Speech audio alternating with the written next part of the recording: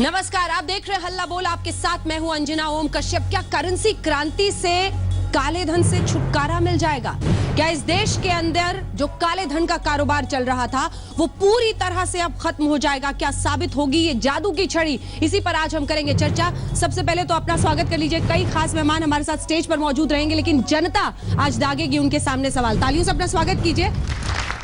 और फिर उन खास मेहमानों का जो हमारे साथ इन सवालों का सामना करेंगे। सुधांशु त्रिवेदी, राष्ट्रीय प्रवक्ता भारतीय जनता पार्टी के, हमारे साथ मंच पर जुड़ गए हैं। हमारे साथ Ajay Kumar ji, doctor Ajay Kumar, spokesperson Congress party के। अतुल अंजान जी, राष्ट्रीय सचिव सीपीआई के, हमारे साथ हैं। इन सब का तालियों से स्वागत कीजिए। मीरा सान्याल, जो कि फॉर्मर बैंकर है, फॉर्मर सीईओ एंड चेयरमैन है रॉयल बैंक ऑफ स्कॉटलैंड की, वो हमारे साथ हैं। सुरजीत भल्ला जी, चेयरमैन ऑक्सिस इन्वेस्टमेंट्स के, हमारे साथ हैं। और खास मेहमान अंशुमान तिवारी जी, इंडिया टुडे हिंदी के एडिटर, हमारे साथ हैं। लेकिन आइए सबसे पहले आपको दिखा देते हैं वो सियासी घमासान जो देश में छिड़ा हुआ है। जी हां, एक तरफ देश कतार में खड़ा है, दूसरी तरफ नेता दहाड़ रहे हैं नरेंद्र मोदी पर। पहले ये जंग, सियासी जंग, बातों की जंग, उसके बाद चर्चा की शुरुआत। We do not know what will be the final outcome. Prime Minister has said that we should wait for 50 days. Well, 50 days is a short period. But for those who are poor and deprived sections of the community, even 50 days torture can bring about disastrous effects. It is no good that every day the banking system comes with modification of the rules, the conditions under which people can withdraw money. That reflects very poorly on the Prime Minister's office, on the Finance Minister's office, and on the Reserve Bank of India. I am very sorry that the Reserve Bank of India has been exposed to this sort of criticism, which I think is fully justified. इस सरकार के इस निर्णय के संबंध में बहुत कम आलोचना हो रही है, लेकिन कुछ लोगों की आलोचना क्या है? आलोचना यह है कि सरकार ने पूरी तैयारी नहीं की। मैं समझता हूं कि मुद्दा यह नहीं है कि सरकार ने पूरी तैयारी नहीं की। ऐसे लोगों की पीड़ा इस बात की है कि सरकार ने किसी को तैयारी करने का समय नहीं दिया।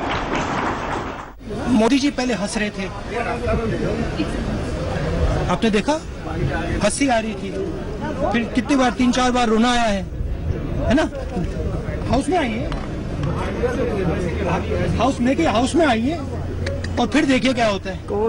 कौन सा इमोशन दिखाई देगा आपको मोदी जी पे? हम सिर्फ ये कह रहे हैं कि ये जो लोकसभा है, डिस्कशन राजनेताओं को, एमपीज को इसके अंदर करना। नई नोट धीरे धीरे आने वाली है और देश की जनता ने जो तकलीफ झेली है, कठिनाई झेली है, भाइयों बहनों, करोड़ों करोड़ों देशवासियों का शुक्र गुजारने के लिए मेरे शब्द भी कम पड़ जाते हैं। इतना आपने कष्ट झेलने के बाद भी इस अच्छे काम के साथ आप खड़े रहे। अब आइए आपको दिखाते हैं सबसे बड़ा मुद्दा जो शायद जनता के सामने है, जिस पर सुधांशु त्रिवेदी जी आपकी तरफ से गौर फरमाने की मैं गुजारिश करूंगी। सबसे पहले तो जो ये 500 के नोट हैं, ये बता दीजिएगा कि फेक करेंसी के खिलाफ जंग में आप कह रहे हैं कि आपको लड़ाई लड़नी थी, इसलिए आपने ये किया। 500 के 2 नोट आ गए हैं और ये कहा जा रहा है कि हड़बड़ी में आपने गड़बड़ी कर दी है। इस पर आपसे जवाब लूंगी। दूसरा बड़ा मुद्दा जो मुझे लगता है लोगों के नजरिए से है, वो है 2000 का नोट। भ्रष्टाचार के खिलाफ लड़ाई थी कि घूस ना दे पाए, 2000 का नोट तो आपने साहब और आसान बना दिया। तीसरा बड़ा मुद्दा, शादी के कार्ड। शादी के आप ये पेपर दीजिए, वो पेपर दीजिए। कई लोग तो कह रहे हैं होम लोन लेना ज्यादा आसान है, ये शादी के लिए 2.5 लाख निकालना ज्यादा मुश्किल हो रहा है। ये तमाम मुश्किलें हैं जिसका लोग सामना कर रहे हैं। यहीं से इस चर्चा की शुरुआत करेंगे और सबसे पहले मैं चाहती हूं कि आप लोगों के सवाल और जवाब हो। इसे हाथ उठाइए और जिसको भी सवाल पूछना है वो पूछे। सर, जितना बड़ा नोट उतनी बड़ी करप्शन। क्या 2000 का जो नोट है उससे करप्शन नहीं होगी? ये सवाल तो हम लगातार उनसे पूछ रहे हैं। ये बताएंगे। देखिए, ये आम जनता बैठी है और जो हमारा टॉपिक है कि करेंसी क्रांति से क्या मतलब है, तो आप सब महानुभाव हैं, जानते हैं जनता को क्या चाहिए। जनता सब नेताओं से यही सोचती है, ये वोट मांगे उन्होंने, हम भ्रष्टाचार हटाएंगे, काला धन करेंगे, ये करेंगे, वो करेंगे। अच्छा जी तुम ठीक। अब हमारे 70 साल के बाद जैसा कि जनता 99% जनता ने यही कहा है कि ठीक है हम तो लाइन में खड़े हैं, दुख भोग रहे हैं, कोई बात नहीं। क्यों? उन्हें सहने की आदत है। गरीब जनता, मध्य वर्गीय जनता देखती है कि इसमें से आप ये जानो, घर में भी जरा सा काम करना पड़े तो कितनी मुसीबत आती है। सवाल ये है कि सारे लोग मिलकर, सब महानुभाव भी इसमें बैठे हैं, कुछ अच्छी सलाह दी, बहुत अच्छा काम कर रहे हैं, और इसमें अगर टांगे खींचेंगे तो ये काम नहीं हो सकता। और ये जो लड़ाई लड़ रहे हैं, जनता क्या देख रही है? आज तो सारे इकट्ठे हो गए हो। क्यों भाई? तुम ही तो कहते थे कि भ्रष्टाचार हटाओ, तुम ही कहते थे गरीबी हटाओ, आज सारे इकट्ठे होकर उनको घेर रहे हो। क्यों घेर रहे हो? सारे मिल जाओ और महानुभाव उनको सिखाओ कि देखो यहाँ कमी हुई है, कोई बात नहीं, जनता ये चाहती है हो ये। ठीक है, लाइन में जो समस्याएं आ रही हैं, इसमें सवाल मैं एक वाक्य, चलिए पूछ, राय ज्यादा थी, जल्दी से बोलिए। मैं एक वाक्य कहना चाहता हूं। देखिए, लाइन से मुक्ति दिलाने का काम अगर किसी सरकार ने किया, ये यंगर जनरेशन को शायद अभी ना पता हो, याद करिए एलपीजी की लाइन लगती थी, कब खत्म हुई? हमारी सरकार में। टेलीफोन की लाइन कब खत्म हुई? हमारी पिछली सरकार में। मोबाइल की लाइन कब खत्म हुई? हमारी पिछली सरकार में। थोड़ा धैर्य रखिए, ये लाइन भी खत्म होगी और इस चीज से डिसाइसिव मुक्ति हम ही लोग दिलवाएंगे। और रही बात भाई, देखिए हमारी जो एज थी वो तो गुजर गई, अब जो नेक्स्ट जो हमारे नौजवान सारे बैठे हैं, आप ये देख लो कि मोदी जी आपके लिए बहुत अच्छा कर रहे हैं और इनमें आपको साथ देना चाहिए। अगर आप चाहते हो कि काला धन देश से बाहर जाए, गरीबी हटे और सब एक से हो जाए, बड़े बड़े हार जो पहनने के लोगों को मिलेंगे, आप ये अब नहीं देखोगे, सब बराबर है, उन्हें कोई भेदभाव नहीं चाहिए। 500 का नोट पॉकेट में लेकर भी इंसान जो है वो भूखा मर रहा है। अभी कुछ दिन पहले राहुल गांधी जी थे, वो 4000 रुपए चेंज करवाने लेके गए थे, तो उनकी वजह से जो पीछे की लाइन थी वो पूरी डिस्टर्ब हो गई। सिर्फ 4 लोगों को पैसे मिले, तो उस लाइन में क्या गरीब लोग नहीं थे? क्या उस दिन लोगों को खाना मिला खाने को? क्या उस दिन लोगों की, उस दिन भी एक पर्सन था जिसकी शादी थी, उसको भी नहीं मिला कुछ भी चेंज? जवाब दीजिए अजय कुमार जी। देखिए एक चीज है, जब तक पार्टी के अलग अलग नेता लोग लाइन में खड़ा होकर, अब राहुल गांधी गए थे और एटीएम के लाइन में फिर पूरी तरह से आज तक से लेकर सब लोग की टीवी चैनल वहां पहुंचे, ये बात तो कम से कम चर्चा शुरू होने लगी कि लाइन में लोग खड़े हुए हैं। दिक्कत क्या है कि हम लोग, देखिए एक चीज है, अगर पॉलिटिकल लीडर्स अगर लाइन में खड़े नहीं होते तो आप बोलते कि एटीएम लाइन में क्यों नहीं खड़ा है? जब एटीएम लाइन में खड़े होते, एक मिनट, जो उसने बोला है, नहीं दिक्कत क्या सुरजीत जी, जब मोदी जी जो है जब रोते हैं या गाते हैं तभी भी तो पॉलिटिकल है। तो हर पॉलिटिकल लीडर को, अंजना जी, सुधांशु जी, एक मिनट, मैडम आप तो मोदी जी के फैन है, बाकी को तो बोलने दीजिए। तो मेरा ये कहना है कि हर एक पॉलिटिकल लीडर ने, अच्छी बात है, हर एक सवाल नहीं समझे, मेरा कहना, आप सवाल मिस कर गए। सवाल ये था कि उस पीछे वाले कतार को- में भी तो पीछे लोग मैं थे। मान रहा हूं, लेकिन- राहुल जी का सर्टिफिकेट रखिए कांग्रेस के पास। देखिए, जवाब ये दीजिए कि जो लोग लाइन में खड़े थे उन्हें हटाकर इनको साहब को अंदर ले जाया गया, ये क्यों होता है? नहीं, जब राहुल गांधी रहते ना लाइन में खड़े, फिर राहुल गांधी जी हो या कोई भी व्यक्ति हो, अपनी बारी का इंतजार नहीं, करते। एक मिनट, कोई भी व्यक्ति हो, पॉलिटिकल लीडर अगर एटीएम लाइन में जाते हैं, बैंक की समस्या के बारे में कहते हैं, किसान की समस्या के बाद, अच्छा एक चीज बताइएगा कि अगर किसान में जो बद स्थिति चल रही है ग्रामीण क्षेत्र, निकल गए सवाल अगर से। एक मिनट में नहीं निकल गए एक मिनट, अंजना आप जी, निकल गए सर, आप उसको, आप अंजना निकल जी, गए, अगर आप उसको highlight निकल करेंगे- गए सर। अरे चल लाइन में, आप निकल गए सवाल अरे से, मुझे बोलने दीजिए। आप निकल गए सवाल से, अंजना जी, अच्छा उसका जवाब निकल दो। गए, अंजना निकल जी, गए। जो जवाब दे देता हूं। अंजना जी, इसका जवाब अजय जी को पानी चाहिए, अजय जी को अंजना पानी जी। चाहिए। चलिए अगला सवाल। सर मेरा क्वेश्चन ये है कि जब मोदी जी ने ये फैसला लिया था कि नोट बंद कर रहे हैं, तो उनका अकेला फैसला तो था नहीं, मतलब इसमें कई सारे नेता भी उनके साथ शामिल थे, तो क्या गारंटी है कि उनके पास काला धन नहीं था और उन्होंने अपना काला धन पहले सेट नहीं कर लिया? ठीक है, इसी सवाल के साथ इस कार्यक्रम का अंत करेंगे। जल्दी से एक एक लाइन का जवाब सर, एक एक लाइन। बेहतर तो उत्तर होगा यह तो सर आरबीआई ने ही बताया है 4.80 लाख करोड़ आखिरी क्वार्टर में जमा किया गया है। 1500 के नोट अंदर गए हैं, 150 के बाहर आए हैं। किसको पता था ये? इसके पीछे भी मैं आपको कारण बता देता हूं। पहला कारण कि 7वें वेतन आयोग का जो एरियर भारत सरकार ने दिया, वो सबसे ज्यादा जमा हुआ बैंकों में। 34,000। इसके अलावा, बात पूरी होने दीजिए, और इसके अलावा जो लोगों को मिला एरियर, उसमें भी उन्होंने भारी संख्या में जमा किया। दूसरा, 20,000। आईडीएस की स्कीम की लास्ट डेट कब थी? 30 सितंबर। यानी जो काला धन घोषित करने की इनकम की 4 लाख स्कीम करोड़ बचा है थी, सर। वो भी लोगों ने किया। इसके अलावा जो एडवांस टैक्स दिया जाता है उसकी भी डेट 30 सितंबर थी। अरे भाई इसलिए जो साहब, वो सितंबर सब के महीने में मिलाकर बात के कह रहा 4 लाख है। और सुनिए, देखिए आप बोल रहे हैं तो मैं बीच में हस्तक्षेप नहीं। और सुनिए, एक मैं भाई लास्ट में एक बात कहना चाहूंगा, एक पंक्ति कह के बात समाप्त करना चाहूंगा सुधांशु जी के कि ये प्रॉब्लम जो कह रहे हो, प्रॉब्लम के जो अलंबरदार बन रहे हैं अपनी तरफ से कि चमन को सींचने में पत्तियां कुछ झड़ रही होंगी, यही इल्जाम हम पर लग रहा है बेवफाई का। मगर कलियों को जिसने रौंद डाला अपने हाथों से, वही दावा करे अब चमन की रहनुमाई का। मुझे भी इसका जवाब दे। इसका जवाब अतुल जी देंगे अपने स्टाइल में। अतुल जी। सुधांशु जी आपसे कहना चाहता हूं, और वो ये कहूंगा कि तू इधर उधर की न बात कर, ये बता कि वो तो बगल वालों से पूछिएगा क्यों लुटा, इधर उधर चलिए इसी के साथ करके काफिला क्यों लुटा।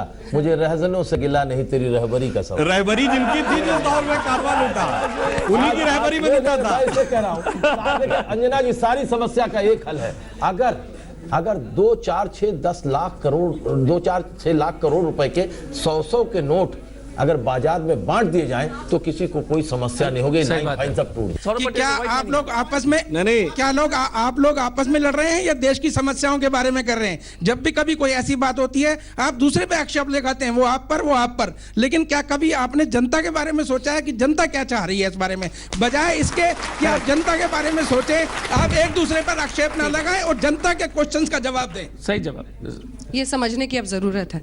सही सवाल। अतुल अंजान जी, इनके सौरभ पटेल, उनके फला पटेल, उनके इन सवालों के बीच में मैं इस पे एक बात कहना चाहता हूं। सौरभ पटेल तो छोड़ दीजिए, आज की डेट में कानूनी स्थिति क्या है कि श्रीमती सोनिया गांधी और श्री राहुल गांधी 5,000 करोड़ रुपए के नेशनल हेराल्ड घोटाले में मुचलके पे हैं। बाकी छोड़ दीजिए भाई, आपको तो सर्वोच्च नेता हो गए सामने। आपकी बात पे सिर्फ ताली बज सकती है, कोई सुन नहीं सकता है, सवाल जवाब नहीं दे सकता है। सुधांशु जी भी वही कर रहे हैं। कुछ लोगों के अब सवाल जो ये आज डिनोमिनेशंस का हुआ है, ये सब कोई एक दिन का डिसीजन तो है नहीं, ये भी since a long time plan हुआ होगा, फिर एग्जीक्यूट होगा, फिर भी बैंक्स में इतना डिसमैनेजमेंट क्यों? ये मैं सवाल आपसे पूछना चाहती हूँ। क्योंकि आप देखिए जितने नोट्स विड्रॉ किए गए हैं, अगर आप उनका गिनती करें 1,500 करोड़ 500 के नोट निकाले गए और 633 करोड़ 1,000 के नोट निकाले गए। अगर आपका प्लानिंग था तो 10 महीने में आप अगर इसको रीप्रिंट करते, 500 के नोट अगर आप रीप्रिंट करते 1,500 के 500 के करोड़ नोट, तो आपको 7 महीने लगते।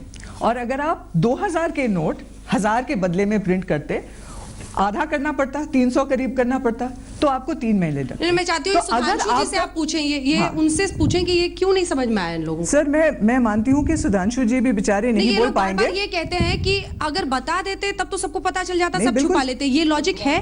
नहीं अंजलि, मैं एक कारण है। मैं आपको एक बात समझाना चाहती हूँ, सबको जानना जरूरी है। हमारे देश में 4 सिक्योरिटी प्रिंटिंग प्रेसेस हैं। सिक्योरिटी प्रिंटिंग प्रेस का इसका मतलब है कि किसी को जानकारी नहीं है कि वहां पर क्या होता है। नासिक में, मैसूर में, देवस में, सालोम्बी, ये 4 हैं। तो आप वहां पर आरबीआई वहां पर जो करना चाहे किसी को नहीं पता चलेगा, कानो कान नहीं पता चलेगा। दूसरी बात, अगर आप ये 10 महीने से प्रिपरेशन करते, और दूसरा आप एटीएम का स्टैकिंग होता है, कैसेट होता है। अब क्या हुआ है, आपने 2,000 के नोट जो बनाए हैं और जो 500 के नोट बता रहे हैं, उनका साइज बिल्कुल ही अलग है। अगर आप सेम साइज का नोट बनाते, 2,000 1,000 के नोट बराबर, 500 500 के नोट बराबर, तो आपको एटीएम में भी दिक्कत नहीं होती। अगर आप ये कदम उठाना चाहते थे और लोगों को परेशान नहीं करना चाहते थे, तो प्लानिंग बहुत आसान है। और मैं एक आखिरी बात कहना चाहती हूँ अंजना, इसका पूरा नक्शा एक जो एसबीआई के चीफ इकोनॉमिस्ट है सौम्या कांति घोष, उन्होंने अप्रैल में एक रिपोर्ट में लिखा हुआ है कि अगर आप डिमोनेटाइजेशन करोगे तो इसमें ये केओस होगा और ये कदम आपको उठाने पड़ेंगे। तो आपने जो सवाल पूछा है बिल्कुल सही पूछा है और यही भाजपा को जवाब देना जरूरी है। क्यों नहीं उस पर ध्यान दिया गया? अगर अलग साइज का नोट क्यों बनाया जब आपकी एटीएम मशीन ऐसी है, आपको पता है कि कियोस्क मच सकता है, क्यों किया ऐसा? उसका तो मेरे पास कोई जवाब नहीं है, मगर मैं ये कह सकता हूँ कि secrecy was of the utmost essence. तो अगर ये जो कदम पीएम ने लिया है, गवर्नमेंट ने लिया है, एक 70 साल में इंडिया में किसी ने नहीं लिया, ना किसी ने दुनिया में ये लिया है। कोई जगह नहीं है जहां पे ऐसी डिमोनेटी है। हाँ, जरूर ब्राजील में हुई है या जहां पे भी जिम्बाब्वे में हुई है, जहां पे हाइपर इन्फ्लेशन है। हमारी तो 4-5% इन्फ्लेशन है। तो ये कदम किसी ने नहीं लिया आज तक। अब हम सोच सकते हैं, पूछ सकते हैं कि क्यों नहीं लिया। इंडिया के बारे में 70 साल से सारी दुनिया, जो पॉलिटिकल लीडर्स हैं ये वो, उनका सारा कैंपेन ही यही है, हम भ्रष्टाचार के अगेंस्ट हैं, हम काला धन के अगेंस्ट हैं, ये है। और किसी ने कुछ नहीं किया, चाहे बीजेपी गवर्नमेंट हो, चाहे कांग्रेस की गवर्नमेंट हो, जो भी गवर्नमेंट्स हैं, किसी ने कुछ नहीं किया। तो अब हमें ये सोचना चाहिए कि ये कदम उठाया है, अगर ये कदम के साथ और पैकेजेस और रिफॉर्म नहीं आते तो ये भी फट। सवाल यह है कि 10 पैसे की एस्पिरिन की टिकिया, 10 डिस्पिरिन की टिकिया, जिसको बहुत ज्यादा हो तो 20 पैसे में बाजार में बिकना चाहिए, 1 रुपए 20 पैसे में बिकती है, तो ये 1 रुपया जो काला धन पैदा होता है, यही तो काला धन है। 60 रुपए किलो बिकने वाली अरहर की दाल जब 220 रुपए बिकी और 160 रुपया का जो अंतर है, वही तो काला धन है। अगर काले धन को हमेशा के लिए समाप्त करना है तो आमदनी के अलावा नहीं, अतुल कुमार अंजान जी ने और उस पर उत्पादक के बीच में पहुंच बहुत अच्छी चीज याद दिलाई। तो मैं ये भी याद दिलाना चाहता हूं कि काला धन का सृजन कहां से होता है। याद करिए, भारत के सबसे शक्तिशाली प्रधानमंत्री रहे स्वर्गीय राजीव गांधी ने कहा था 1 रुपया दिल्ली से चलता तो 16 राजीव गांधी थे, 414 की मेजॉरिटी लेके बैठे थे। टेक्निकली सबसे शक्तिशाली 414 की मेजॉरिटी लेके बैठे, जो भारत के इतिहास में किसी को नहीं मिली। 1 रुपया चलता है तो 16 पैसे पहुंचता है। ये 84 पैसे प्रति रुपये का काला धन, ये काला धन नहीं बन रहा था तो क्या बन रहा था, और 30-35 साल बना है, और उन्हीं लोगों को आज ज्यादा प्रॉब्लम हो रही है। और आप देखिए विरोध करने वाले लोगों में कौन कौन है, वो सब जो कि आरोपी रहे। अंजना जी, काला धन जो एमपीज को 5 करोड़ रुपया लोकल डेवलपमेंट फंड के रूप में मिल रहा ना, 50% खा जा रहे हैं। ये 4000 वो कैश से ही खा पा रहे हैं अतुल जी, वो कैश से ही खा पा रहे हैं। कैश खत्म हो जाएगा तो मुश्किल हो जाएगी। बात ये है कि अगर आप डीमोनेटाइज करके सोचें कि काला धन बंद होगा, तो आपने 2000 रुपए का जो नोट इंट्रोड्यूस किया, इसका क्या तो पहली बात, एक मिनट सुरजीत जी सर स्पेसिफिक चलिए ना, 5 सवाल पूछेगा तो सवाल छूट जाएंगे। 1 सेकंड, 2000 का नोट भी दिखाइए हमारे दर्शकों को। 2000 के नोट का क्या अर्थ है जी, बता रहे हैं। देखिए, जैसा अभी सुजीत जी ने कहा कि सीक्रेसी बहुत इंपॉर्टेंस थी। आपने कहा कि जहां पे आरबीआई में बनता वहां से किसी को नहीं पता लगता, पर जब आरबीआई से निकल के देश के करेंसी चेक्स में जाता और करेंसी चेक से बैंकों के अंदर जाता, तो 2-1 दिन पहले पता लगने की पूरी संभावना थी। इसलिए यदि हम 500 और 1000 का नोट बनाते, जैसे आप याद करिए मीडिया में आई थी फोटो, किसकी आई थी 2000 के नोट की, क्योंकि 1-2 दिन पहले तो वो करेंसी चेक से बैंक में आने लगता है। अब अगर उस समय 500 के नोट की आती तो लोग समझ जाते इसका मतलब पुराना नोट बंद होने वाला है। इसलिए 500 या 1000 का नोट सवाल पूछ रही है मीरा जी। सुधांशु जी, मैं आपसे एक सवाल पूछती हूँ। आपके पास आज के तारीख में, आज तो डिमोनेटाइजेशन हो चुका, कोई सीक्रेसी नहीं है, आपका आरबीआई का गवर्नर कहां पर है? कोई तो हमें बताए कि आपके पास कितने नोट हैं, कितने डिनोमिनेशन के, और आप कितने नोट प्रिंट करने वाले हैं, ये तो बताइए। कोई तो बताए कि कितना है। कितने नोट बनते हैं ये तो आज तक कभी कोई गवर्नर नहीं बताता। आपको पता ही नहीं है। ये जवाब को रिजर्व बैंक का गवर्नर देगा। जैसे 1 मिनट मैं जवाब देता हूं, सेना पे रुकिए, मुझे पूरी बात करनी दीजिए। ये सवाल का जवाब ऐसा है, सरहद पे गोली चलानी नहीं चलानी ये सरकार तय करती है। एमुनेशन में कितनी गोलियां हैं ये सेना जवाब देती है। तो निर्णय नीतिगत सरकार ने लिया, वो रिजर्व बैंक जवाब देगा कि कितने नोट हैं, कितने छप रहे हैं, कितने कहां तक पहुंचे। वही पूछिए गवर्नर का है। अंशुमन जी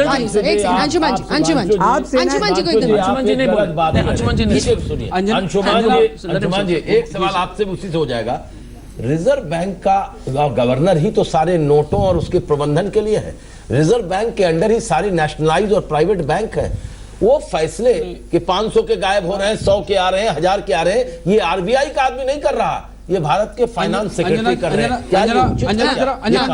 हम अगर तथ्यों पे आएंगे तो बहुत अच्छा रहेगा। पहली चीज तो ये तथ्य बिल्कुल गलत है कि रिजर्व बैंक को पता नहीं कि कितनी करेंसी है। रिजर्व बैंक करेंसी सर्कुलेशन का हिसाब रखता है और करेंसी मैनेजमेंट की रिपोर्ट लाता है, जो रिजर्व बैंक के एनुअल रिपोर्ट का हिस्सा होती है। उसे पता होता है कि अगले साल उसको कितनी करेंसी मार्केट में रिलीज करनी है। राइट? Absolutely. पहला सवाल। दूसरा सवाल, इसलिए रिजर्व बैंक को मालूम है कि करेंसी की डिमांड कितनी है और कितनी करेंसी खराब होकर सिस्टम से बाहर चली जाएगी, तो उसे मालूम होता है कि कितनी डिमांड है। दूसरा सवाल, हम जिस बात पर बहस कर रहे हैं उस बहस का एक बड़ा हिस्सा है कि देश में काला धन कितना है। फिर मैं आपको तथ्य देना चाहता हूं, वित्त मंत्रालय के पास 3 रिपोर्ट्स रखी हुई हैं कॉन्फिडेंशियली, जो पिछले 4 साल में सर्च करके दी गई हैं देश के टॉप इंस्टीट्यूट के जरिए, और वो बता सकती है कि देश में एक्चुअली ब्लैक इकोनॉमी की स्थिति क्या है। 2012 के बाद देश को सरकार ने बताया ही नहीं कि देश में ब्लैक इकोनॉमी कितनी है, उसमें ब्लैक मनी कितना, केवल एक व्हाइट पेपर 2012 में आया था पार्लियामेंट में। दूसरा तथ्य। तीसरा तथ्य, ये सारी बहस रहने दीजिए, सुधांशु जी और इनको लड़ने दीजिए। क्या मिलेगा करेंसी क्रांति से? क्या क्रांति से वाकई बड़ा बदलाव हम देखेंगे? आखिर में इन्हीं सवालों को उठाएंगे। प्रधानमंत्री ने कहा था 50 दिन, आपको लगता है कि 50 दिन में सरकार इसको संभाल पाएगी मुद्दे को? कितने लोग सरकार के साथ इस फैसले में है? हाथ उठाइए जो लोग मानते हैं सही है। आज बहुत कम हाथ उठ रहे हैं सुधांशु जी, ये परेशानी का सबब बन सकता है। क्या सरकार ये बताने की स्थिति में है कि विथड्रॉल लिमिट्स कब तक रहेंगे? मुझे मेरा सवाल पूरा करने दीजिए। क्यों मैं सवाल पूछ रहा हूँ? क्योंकि सुधांशु जी बाकी उसका जवाब दें, और मीरा बैंकर है तो ये जानती हैं सर। लोग अगर आप डेटा देखिए, जो फैक्ट सरकार दे रही है, मैं अपना फैक्ट नहीं दे रहा हूं, लोगों ने 6.5 लाख करोड़ रुपए की अपनी डिपॉजिट, जो उनकी कैश सिक्योरिटी थी, जिनका कंजम्पशन का पैसा था, वो बैंक में जमा किया। उसके बदले सरकार 20 दिन में रिजर्व बैंक 1 लाख करोड़ रुपए का एक्सचेंज कर पाया। अगर आप इस रेशियो को भी देख लें तो क्या आपको लगता है कि विड्रॉल लिमिट्स अगले 2 महीने 1.5 महीने में खत्म हो पाएंगी? और अगर आप लोगों के पैसा निकालने पर पाबंदी लगाए रखेंगे तो आप कैसे सोच रहे हैं कि लोगों के अंदर सेंस ऑफ इनसिक्योरिटी नहीं आएगा, लोगों के अंदर अपने पैसे को लेकर चिंता नहीं होगी, लोग कंजम्पशन कैसे नहीं करेंगे? और जितने दिनों तक आप लोगों के पैसे पे निकालने पे पाबंदी रखेंगे सुधांशु जी, उतने दिन लोगों का करेंसी को लेकर सिक्योरिटी कम होती जाएगी। अंजना जी, भल्ला साहब एक बार बोले, भल्ला जी कुछ बोले। भल्ला जी ने कहा था कि कभी किसी देश ने ये ऐसे काम किसी ने नहीं किया। कल मनमोहन जी ने जो बातें संसद में रखे, उन्होंने स्पष्ट रूप से कहा था कि किसी देश ने जो अपने पैसे को निकालने के लिए, कभी दुनिया में ऐसे कोई उदाहरण नहीं है जिसने, कोई सरकार ने जो अपने पैसे निकालने के लिए जो है पाबंदी अपने नागरिक के ऊपर पाबंदी रखा। और दूसरी बात ये क्या है सर, 3 देश ने किया था, नॉर्थ कोरिया, रशिया और ऐसे देश हैं। तो ऐसा नहीं है कि वो ऐसे देश नहीं कहा। तो भल्ला साहब का कहना है कि हमने जो काला धन के लिए जो कार्रवाई की है, मैं सिर्फ भल्ला साहब क्योंकि एक जाने माने अर्थशास्त्र हैं, मैं सिर्फ यही पूछना चाहता हूं कि सर सचमुच में कैश जो है वो कितनी प्रतिशत है काला धन का, और बाकी जो है वो पूरी जो स्केल में जो असली काला धन किस में है, वो कम से कम जो ये इतने वर्षों तक नहीं पता लगा पाए वो आप बता दीजिए। नॉर्थ कोरिया को तो इनको ज्यादा पता है, मेरे को तो पता नहीं है। मगर रशिया में जो डिमोनेटाइजेशन हुई थी वो रशिया खत्म हो गया था 1993 में। उनकी इन्फ्लेशन 900% थी 1991 में, तो उसको छोड़िए। ये जो इन्होंने भी बात की है, ये बड़ी शुद्ध बात है कि नहीं हो गए थे वो, उनका कैश, मैं अपना देश टूट गया था, अरे देश टूटा था। मैं अपना पैसा क्यों नहीं बैंक से निकाल सकता? हाँ बिल्कुल, ये लिमिट कब तक ये इनकी चिंता है। बिल्कुल सब लोगों की चिंता। बिल्कुल ठीक सवाल है, ये बिल्कुल ठीक सवाल है। ये क्यों होता है? ये इसलिए होता है क्योंकि मीरा ने भी यही कहा था कि सारे नोट्स प्रिंट नहीं हुए हैं। अगर सारे नोट्स प्रिंट नहीं हुए हैं तो ये रैशन कर रही है गवर्नमेंट के धीरे धीरे। अब हम पूछ सकते हैं कि पहले क्यों नहीं प्रिंट किए थे, फिर मैं कहूंगा कि ये इसलिए सीक्रेसी के लिए नहीं किए थे, जो भी कुछ है उस बहस में ना पढ़ो। ये जेन्युइन सवाल है कि अवेलेबिलिटी कब होगी। और मैं ये कह रहा हूं कि रैशनिंग इसलिए हो रही है, रैशनिंग हो रही है, कैश की रैशनिंग हो रही है। और मैं 1 मिनट और कहूंगा कि इससे कोई इतनी दिक्कत नहीं होनी चाहिए। नहीं सर, दिक्कत नहीं, आपको मैं रोक रही हूँ एक सेकंड। एक तस्वीर दिखाइए जरा, अमृतसर की तस्वीर दिखाइए। किसान है, हरिंदर सिंह पन्नू इनका नाम है, ये इनकी तस्वीर है सर, ये इनकी बेटी की शादी का कार्ड है। राजकोट में भी ऐसा हुआ है, कई जगहों से हुआ। कल इनकी खुदकुशी हुई है, इन्होंने खुदकुशी की है। इसका जिम्मेदार कौन है?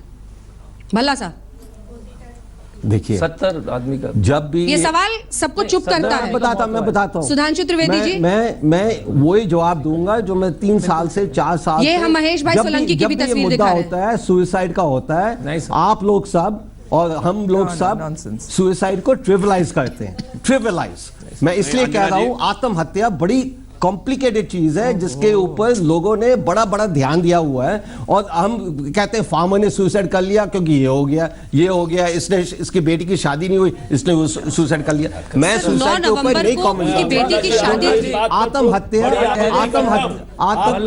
लोगों की आप बोल लीजिए, आप बोल लीजिए। नहीं, आप क्यों, मैं तो चुप हूँ। आप क्यों इस तरह की किसी की आत्महत्या? मैं चुप हूँ, आप बोलिए ना, मैं कह रहा हूँ, आप बोलिए। आप कहिए विशेषता दो, देखिए मेरे को ये नहीं लगता कि दो जने एक टाइम पे बोल सकते हैं। चलिए बोलिए आप, ट्रेवलाइज मत कीजिए। हाँ, अब देखिए मेरा ये कहना है कि जिस किसी की भी मृत्यु हुई है, सरकार उस विषय पर पूरी तरह संवेदनशील है।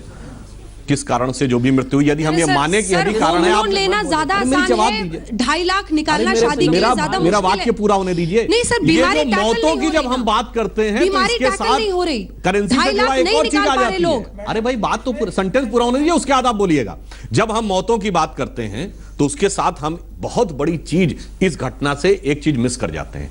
ये काला धन तो 15 से 20% था इकोनॉमी में, मगर आतंकवाद की फंडिंग तो 100% इन करेंसी नोट से होती थी। उनसे जितनी मौतें होती थी, क्या वो चीजें नहीं थी? वो लोग जो मारे जाते थे, आज उनकी अगर आर्थिक कमर टूटी है तो बहुत बड़ा कारण यह है नक्सलवादी, ड्रग माफिया जो पंजाब के थे। अब ये संयोगी है कि 8 नवंबर के बाद कश्मीर में शांति हो गई।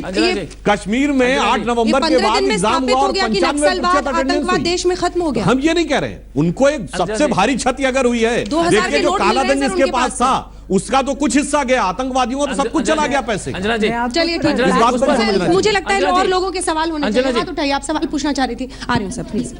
2000 के नोट मिले, वो कैसे मिले? देखिए 2000 के 1-2 नोट अलग है, वो तो किसी के थ्रू पर उनके पास कैसे पहुंच गए? गड्डी मिलती थी ना, याद करिए जब आतंकवादी मारे जाते थे तो उनके पास जिसको सवाल पूछना हाथ उठाए। आइए सामने आगे।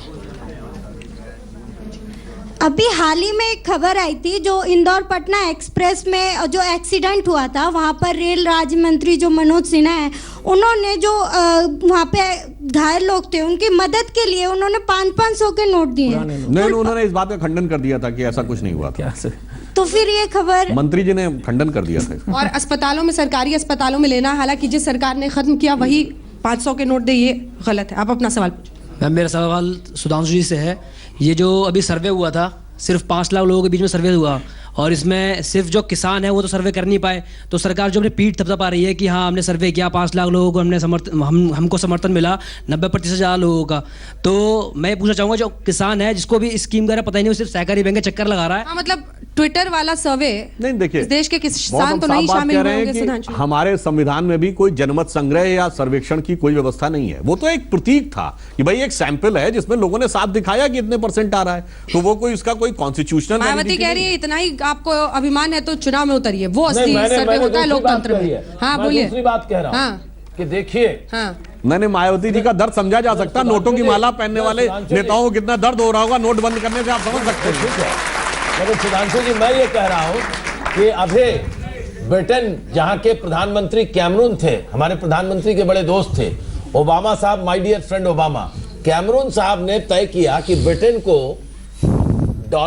पाउंड चाहिए या यूरो चाहिए, इस पर फैसला होना चाहिए। तो वहां जनमत संग्रह करा दिया, वोट हो गया। तो कैमरून साहब थे यूरो के पक्ष में, यूरो को जनता ने नकार दिया ब्रिटेन की, प्रधानमंत्री कैमरून को इस्तीफा देना पड़ा, एक जनमत संग्रह हो गया। मैं ये कह रहा हूं उत्तर प्रदेश का चुनाव बहुत महत्वपूर्ण है। चुनाव आयोग कहता है कि लोकसभा का कहीं चुनाव हो और विधानसभा के चुनाव तो दोनों साथ करा दी जाए। प्रधानमंत्री जी हमारे बनारस से ही आते, उत्तर प्रदेश का मैं हूं, और बनारस तो काशी विश्वनाथ, बाबा विश्वनाथ की नगरी है, बहुत अच्छा है। प्रधानमंत्री जी के जैतापुर गांव में भी एक भी एटीएम काम नहीं कर रहा अभी, जिसको उन्होंने सांसद के हैसियत से गोद लिया है। इसी डर से मैं ये बात दूसरी कह रहा हूं कि प्रधानमंत्री जी लोकसभा का सीट से इस्तीफा दे दें और उत्तर प्रदेश की विधानसभा के लिए भी चुनाव हो जाएगा, साथ साथ एक तरह का जनमत संग्रह हो जाएगा कि प्रधानमंत्री की नीतियां ठीक, चुनाव होने चाहिए फिर से, कह रहे हैं हो जाएगा। हम भी चुप हो जाएंगे 2 साल के लिए। सुधांशु जी हंस रहे हैं आपकी बात पे। तो जरूर देखिए, एक बात सुनिए, अतुल जी बताइए राजनीति इस देश के अंदर विमुद्रीकरण में राजनीति है सर। फीस कितनी होगी, स्कूल कॉलेज में कितनी जगह होगी, बस देखिए चुनाव होगा, मकान बनेंगे कि नहीं बनेंगे। नागपुर जैसे भाषा मत बोलिए सर, नागपुर वाला भाषा क्यों कर रहे हैं सर? सुधांशु जी हंस रहे हैं। वाला भाषा क्यों कर रहे हैं अतुल जी? सुधांशु जी आपके सुझाव पे हंस रहे हैं। ये सर नागपुर वाला देखिए, सुधांशु जी देखिए, भारत के राजनीतिक इतिहास में अगर सबसे ज्यादा आक्रमण और चुनौती किसी नेता को दी गई तो श्री नरेंद्र मोदी को, और हर चुनाव दर चुनाव जीतकर उन्होंने दिखाया है, तो मोदी जी ने दिखाया। आने दीजिए चुनाव, उस समय दिखाया, बिहार से लेके इस कार्य को पूरा होने दीजिए। बिहार से लेके दिल्ली तक। मैं आपकी बात को 100% इस तरीके से समर्थन करता हूं कि प्रधानमंत्री जी लोकसभा का चुनाव लड़े बनारस से, और इनकी एक अनुप्रिया जी हैं, वो केंद्रीय मंत्री हो गई, वो यूपी के एमएलए थी। प्रधानमंत्री के संसदीय क्षेत्र से वो विधायक थी, उन्होंने इस्तीफा दे दिया विधायक से और प्रधानमंत्री के क्षेत्र से पुनः चुनाव हुआ। 4 महीने बाद भारतीय जनता पार्टी चुनाव हार गई। मेरा सवाल सुधांशु जी से है कि दिल्ली के अंदर सबसे ज़्यादा जो है बाहर के लोग हैं, स्टूडेंट्स हैं जिसमें बाहर के कामगार हैं, यूपी हो, बिहार हो, बंगाल हो।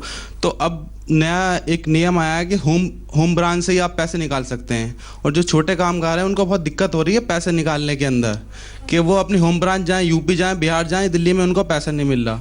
तो अगर हम वो बेचारे अगर गरीब आदमी इनके खिलाफ बोलते हैं तो बाबा रामदेव कहते हैं कि जी ये तो देशद्रोही है। डर तो नहीं लग रहा बाबा रामदेव की बात से? नहीं, डर कैसा, वो थोड़ी स्किल तय करेंगे कि कौन देशद्रोही है और कौन राष्ट्रभक्त है। मेरी जानकारी में ये रिस्ट्रिक्शन केवल कुछ दिन के लिए था, जब सीनियर सिटीजन्स को सारे बैंक से जा सकते थे और बाकी लोग अपने बैंक अकाउंट से पैसा निकाल सकते थे। सबसे बड़ा खतरा इस बहस में एटीएम से कोई भी निकाल सकता है। सबसे बड़ा खतरा इस बहस में क्या है कि जब भी कोई सुझाव सरकार को कोई देता है तो ये देशभक्ति और देशद्रोही के बहस में बदल देते हैं। हम ये बार बार यही कह रहे हैं कि जो है, और बल्ला साहब को सबको हम कह रहे हैं कि आप लोगों को लगता है कि आरोप सही है? विपक्ष कह रही है कि जैसे भी हम विरोध करते हैं तो सरकार हमें देशद्रोही कहने लगती है। आप लोगों को भी डर लगता है सवाल पूछने में? पीछे जो यहाँ पर लोग हैं, डर लगता है किसी को? युवा है, अब इनको तो डर नहीं लग रहा। आपको डर लग रहा है तो ये खुश हो रहे हैं। नहीं, अंजना जी हम ये कह रहे हैं कि जब भी बहस होती है तो आप देख लीजिएगा, हर एक किसी भी मुद्दे को भड़काने के लिए आप बोलते हैं कि देश के हित में। हम बार बार ये कह रहे हैं कि आप मान के जाइएगा कि अगले 3 महीने में जिस तरह से मजदूर को तकलीफ है, जैसे हमारा जमशेदपुर शहर है, जमशेदपुर में जो है रोज मजदूरों का शहर है, जिस तरह से छटनी चल रही है क्योंकि किसी के पास पैसे नहीं है, ये सचमुच बहुत बड़ी समस्या है। इस पर अगर चर्चा करेंगे तो इनको जो है तकलीफ होती है। हमारा ये कहना है कि आर्थिक नुकसान जिस देश में जो हो रहा है ये सच्चाई है, और भारतीय जनता पार्टी और सब लोग कह रहे हैं कि आर्थिक नुकसान नहीं होगा। हर एक विशेषज्ञ, मूडीज का देख लीजिए, विदेश का देख लीजिए, भारत का जो अच्छे आर्थिक विशेषज्ञ ने कहा है कि जो है आर्थिक रिसेशन में जो मंडी में इस देश चले जाएगा, लेकिन हम लोग को ये बात इनको पसंद नहीं आ रही, तो हमने कहा कि इसके आधार पर तो बात कर लीजिए। अंजना जी, एक बात मोदी जी से निवेदन करना चाहता हूँ। मेरा एक कॉन्क्रीट सुझाव है। काले धन के खिलाफ हम सब हैं। कॉन्क्रीट सुझाव ये है कि जो बगल अगल में छोटी दुकानें थी, पंसारी की दुकानें, उनका सब स्टॉक खत्म हो गया। वो जो डीलर से लाते थे 500,000 का नोट, वो ले नहीं रहे हैं, उनका कोई करंट अकाउंट नहीं है। वो दुकानदार अपने पड़ोसी को यहाँ से, जहाँ से 10 साल से लोग सामान लेते थे, उधार भी दे देता था, उधार के लिए भी सामान नहीं है। आपके कहने का मतलब यह है कि वो 2 नंबर का काम नहीं, वो छोटा काम करते थे। मैं आपसे कह रहा हूँ आप नहीं, कैश छोटा नहीं है, छोटा काम भी तो अकाउंट 4 होता है। अगर आपका कहना ये है कि वो छोटा काम करते थे और अकाउंट 4 नहीं होता था, तो इसका मतलब हर वो आदमी जो छोटा काम करता है वो क्या 2 नंबर ही है? नहीं, तो फिर आप यही कह रहे हैं। मैं दूसरी बात मैं कह रहा हूँ नहीं होता है। अगर वो राष्ट्रीय धारा में जुड़ता नहीं है तो ठीक है, एक सेकंड, जवाब सुनिए और लोगों के सवाल है। कौन सा धारा? नहीं, इनकम टैक्स हर आदमी नहीं पे करता। इनकम टैक्स पे कीजिए। देखिए, मैं भी एक बैंकर हूँ मैडम की तरह से, मैं भी एक बैंकर हूँ और किसी पार्टी से मेरा कोई एफिलिएशन नहीं है। अगर मौका मिला तो सुधांशु जी को भी बात करूंगा, लेकिन एक स्टेप अगर अच्छा लिया जाता है देश के, उसमें इनकम टैक्स, मोदी जी ने पहले कहा सब खाता खोलिए, फिर भी आज की डेट में 20 करोड़ मैं बैंक में लोगों के घर जाके हमने अकाउंट खोलने के लिए भागे और नहीं खोला खाता। आज 20 करोड़ आदमी ये कहता है कि मेरा खाता ही नहीं है, तो ये कसूर किसका है? ये किसका कसूर है? जी, उसमें क्योंकि आप इनकम टैक्स के बारे में कह रहे हैं, कृषि इनकम जो है उस पर कोई इनकम टैक्स नहीं। एक मिनट सर बोलने दीजिए सर, सुन लीजिए ना सर, सुन लीजिए सर, क्योंकि आप जब बोल रहे थे तो आप बोल रहे कि भ्रष्टाचार की बहुत बड़ी लड़ाई है। सरकार के पास पूरा तंत्र है कि इस देश में कितने लोग ने अपने कृषि इनकम 50 लाख से ऊपर 1 करोड़ दिखाया है, उस पर तो आपने कोई कार्रवाई नहीं की। हमारा ये कहना है कि ये कितनी बड़ी ढोंग है कि कृषि इनकम टैक्स फ्री है। सरकार के पास पूरे आंकड़े हैं कि जितने भी किसान के नाम पर हमने 50 लाख के ज्यादा जो है इनकम दिखा करके टैक्स बचाए, उस पर मोदी सरकार कुछ नहीं कर रही है, लेकिन बहुत बड़ा लड़ाई है भ्रष्टाचार की। मीरा जी जब ये डिमोनेटाइजेशन का, नोटबंदी का स्टेप लिया गया, वो 8 तारीख को लिया गया था। इससे पहले ज्यादातर लोग जो दिहाड़ी पर काम कर रहे हैं उनको पैसे मिल गए थे। अब जो ये मौका आएगा, जो दिसंबर का 8 तारीख या 7 तारीख है, जब भी लोगों को तनख्वाह देने का वक्त आएगा, क्या उनके मालिकों के पास पैसा रहेगा या नहीं। और ये बहुत गंभीर बात है। मैं ये कहना चाहती हूँ, सुधांशु जी से मैं ये निवेदन करना चाहती हूँ कि जो भी सरकार करे, they need to operate on a war footing to get liquidity into the economy before the next salary cycle. और अंजना जी सिर्फ टाइम थोड़ा सुधांशु जी सिर्फ भल्ला साहब भी बोलना। अंजना, ये बात हम बराबर ये बात कह रहे हैं कि डिमोनेटाइजेशन एक इतना बड़ा रीसेट है, इतना बड़ा चेंज है किसी सिस्टम में कि वो जब बढ़ता है तो पेन रेडिएट करता है, और ये पेन रेडिएट कर रहा है। अब ये दर्द जो आपको कल तक लोगों की लाइन में लगे दिखाई दे रहा था, अभी उनके सैलरी अकाउंट्स में पहुंच रहा है, गवर्नमेंट की ट्रेजरी में पहुंच रहा है। राज्य सरकारें सेंट्रल गवर्नमेंट से कह रही कि हमको पैसा दीजिए क्योंकि हमको पेमेंट्स करने। इसलिए मैं कह रहा हूं, एक पहला सवाल। दूसरी चीज जो कि इन भाई साहब ने जो सवाल उठाया, मैं कुछ तथ्य समझने चाहिए। भारत में 2 तरीके के व्यापारी हैं। एक ऐसे व्यापारी हैं जो टैक्स के दायरे में आते हैं, और एक ऐसे व्यापारी जो टैक्स के दायरे में नहीं आते हैं और उनका कोई रिटर्न नहीं होता, और उनको सरकार एग्जम्प्ट रखती है, और जीएसटी में भी ऐसे लोगों को एग्जम्प्ट किया जा रहा है। लेकिन इस सेंटिमेंट को कौन समझेगा कि अगर मैं टैक्स देती हूं तो फिर मैं मूर्ख नहीं हूं ना। हाँ, लेकिन आपको ये मानना पड़ेगा, इस सेंटिमेंट को भी तो देश में समझना पड़ेगा। ये आपको समझना पड़ेगा कि जब आप इस तरीके का फैसला लेते हैं और एक बड़े सिस्टम को चेंज करते हैं, तो हमें अंदाज रखना चाहिए कि उसका पेन कहां तक पहुंचा। भल्ला साहब, ये सब चर्चा कर रहे हैं कि अमीर टैक्स नहीं देता तो उसको कहां पकड़ा क्यों नहीं। तो ये स्टडी मैंने की थी 2002 में, वो प्रिंटेड है, गवर्नमेंट ऑफ इंडिया की स्टडी है, केलकर साहब की स्टडी है।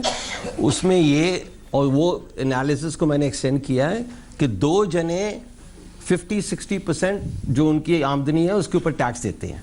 वो है एक तो सैलरीड पीपल और एक है अमीर। बीच वाले लोग जो हैं, डॉक्टर्स हैं, लॉयर्स हैं, अकाउंटेंट्स हैं, ये 2 काला धन सबसे ज्यादा ये करते हैं। तो ये अमीर नहीं, ये जो हमारे मिडिल क्लास लोग हैं, प्रोफेशनल्स हैं, अमीर प्रोफेशनल्स हैं, वो और जो दुकानदार हैं, ये सबसे ज्यादा धंधा करते हैं। इन सवालों, इन परेशानियों के बीच कहीं मुद्दा आपका ना पीछे छूट जाए उस शख्स का जो कतार में आज भी खड़ा है। कल मैं लाइन पे लगा था, 1000 के 800 और 500 के 400 देंगे, और कल एक और नवी स्कीम दी है, 1000 के 600 दे रहे हैं। आखिरी बात सुधांशु जी, ये देखिए सुधांशु जी नहीं, अंजना जी, सुधांशु जी यही अनुरोध है, सरकार ये बता दे कि कब तक ये समस्या का जो है सुधार हो जाएगा। एक और 2000 के कोई कैसे निकल पाया? क्या सिस्टम है? आप बैंक से लेकर आया, उसने माना कि बैंक से निकाल के लाया। एक और बात मैं कहना चाहूंगा कि रीडिस्ट्रीब्यूशन जो है इस डिमोनेटाइजेशन से काफी हो रही है, क्योंकि अगर ये जनधन अकाउंट में पैसा डाल रहे हैं, मतलब गरीब जो हैं ये बुद्धू तो नहीं है, किसी ने उनको पैसा दिया है, उससे वो कमीशन ले रहे हैं, 20-30% की कमीशन ले रहे हैं। ये जो लाइन में लग गए थे सारे लोग कैश विड्रॉ करने के लिए, बार बार बैंक जाने के लिए, उन्होंने भी कमीशन लिए।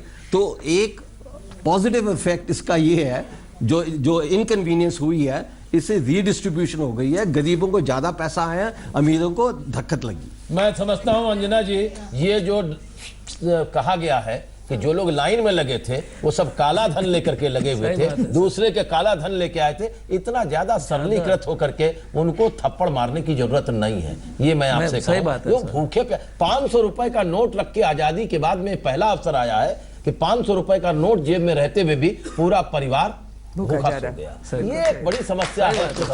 और दूसरी बात अंजना जी नहीं, एटीएम के लाइन में हो सकता है 2 आदमी जो है पैसे लेकर के कमीशन के खड़े होंगे, लेकिन 98% लोग जो है वो बेचारे अपने मेहनत की कमाई करके उसको चेंज कर रहे हैं। तो मैं भल्ला साहब से अनुरोध करूंगा कि इस तरह से जो है हर एक मजदूर, गरीब और आम आदमी को इस तरह से बेइज्जत मत कीजिए, क्योंकि जो लाइन में सिर्फ 2 ही आदमी होंगे 100 में से, और आप 500 रुपए का नोट पॉकेट में भूखे सोना पड़ा। जी, अब मैं बात कर रहा हूं, देखिए जो तकलीफ होनी है, हाँ। उस बारे में तो 8 नवंबर को जो प्रधानमंत्री जी ने कहा था कि कष्ट होगा, मगर उन्हें विश्वास था कि भारत की जनता इस कष्ट को सहकर उज्जवल भविष्य के लिए आगे बढ़ेगी। अब मैं उदाहरण देता हूं, जैसे उन्होंने बताया, अब किसी के शरीर में बड़ी बीमारी हो जाए और इतनी बढ़ जाए कि ऑपरेशन की जरूरत पड़े, तो ऑपरेशन के जो चंद दिन होते हैं उनमें तो कष्ट ही रहता है, 4 दिन 5 दिन। अब आप बीमारी खत्म नहीं होगी तब क्या करेंगे? अगले 4 दिन क्या होगा? अगर 2000 की घूस पकड़ी जा रही है तो बीमारी कहां? 4 दिन के बदले में 4 महीने बाद क्या होगा, यह देखने की बात है।